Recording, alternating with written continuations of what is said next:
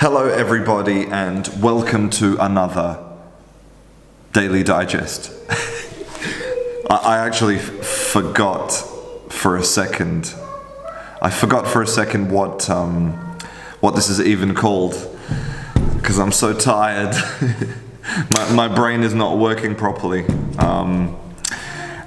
At the moment I am in the middle of intense production of the Fluentify English course, and my desk is messier than normal. There's just stuff everywhere. Batteries charging, drone accessories, my desk over there with my computer's a mess. It's intense. It's intense. It's like camping. It's intense. So I wanted to talk to you about a more formal way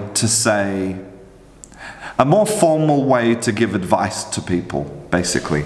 So the word of the day today is this one, admonish. Okay? So admonish is two parts, ad, alright, and then monish.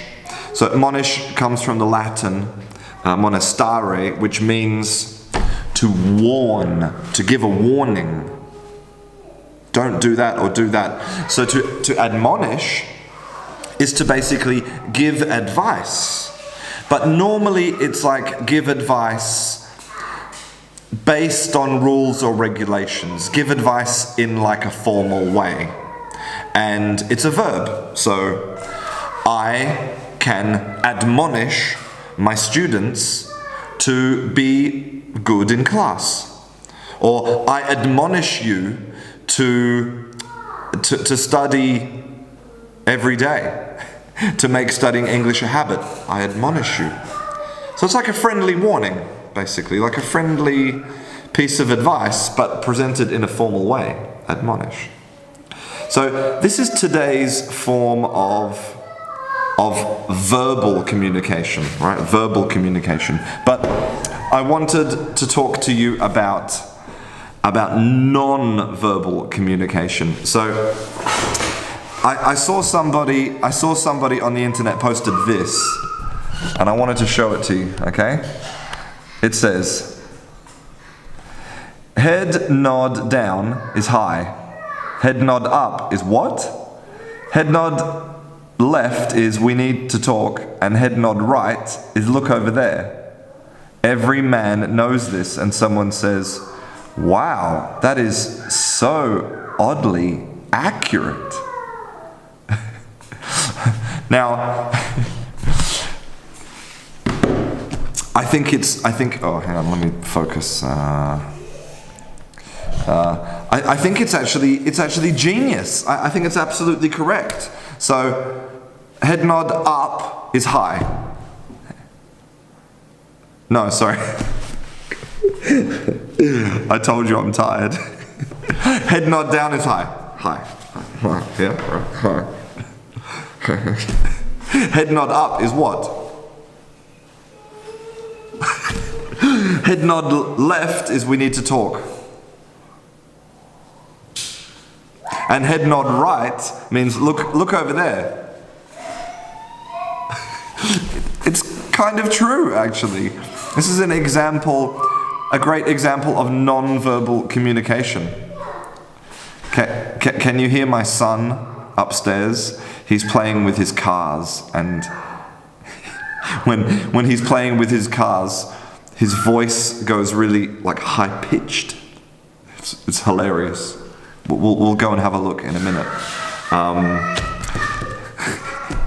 So the final thing I wanted to talk to you about is this paper that I was reading. Okay, it's this one here. It was published in the Journal of Psychopharmacology. So basically, it's about drugs, legal and illegal drugs. And look at the article of the paper. It says, Dutch courage, effects of acute alcohol consumption on it's very difficult to read backwards. Self-ratings and observer ratings of foreign language skills. So what they did is they found a group of people. They found a group of people learning Dutch, and they divided them into two groups. And the first group, they gave them a small dose of alcohol. And the second group, they gave them nothing, a placebo. And listen to this. This is the result. Participants who consumed alcohol had significantly better observer ratings for their Dutch language, specifically better pronunciation, compared with those who did not consume alcohol. So what's interesting is that the people who consumed the alcohol did not see the difference. Their self-perception rating was no change. They felt their language skill was the same. But the observer rating, so people listening to them speak, thought that they had improved a lot. It's interesting. And I wonder if the reason, because they don't actually give they give a conclusion, which is consumption may have beneficial effects, but they don't really give an idea why. I think I know why, because one of the reasons that children are very successful at learning a language is because they're not afraid, basically. You ask them to repeat a word like snuffleupagus, and they just go, snuffleupagus, snuffleupagus. You know, where an adult would be like trapped in trapped in their own mind, or they overthink it. Children don't overthink. You know, children they're not afraid of making mistakes. They're not afraid of looking stupid because they have not developed these social inhibitions. We develop them as adults, right? And I suspect that a small dose of alcohol sort of removes your inhibitions and allows you to maybe to be more brave, to experiment with a sound, or to try a word combination that maybe normally you would be too scared to attempt. For me, it's all about inhibition.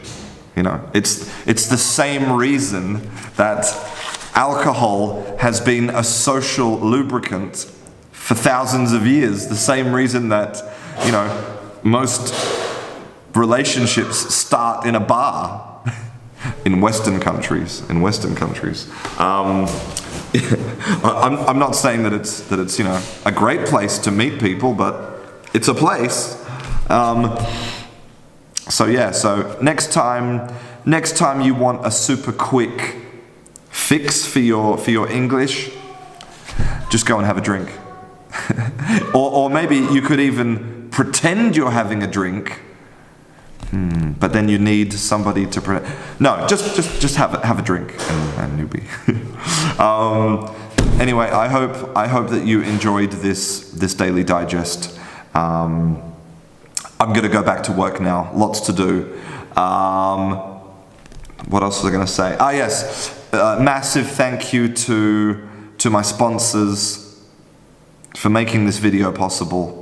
And tomorrow, I think that tomorrow I have a surprise arriving in the mail. Ooh, I'm super excited.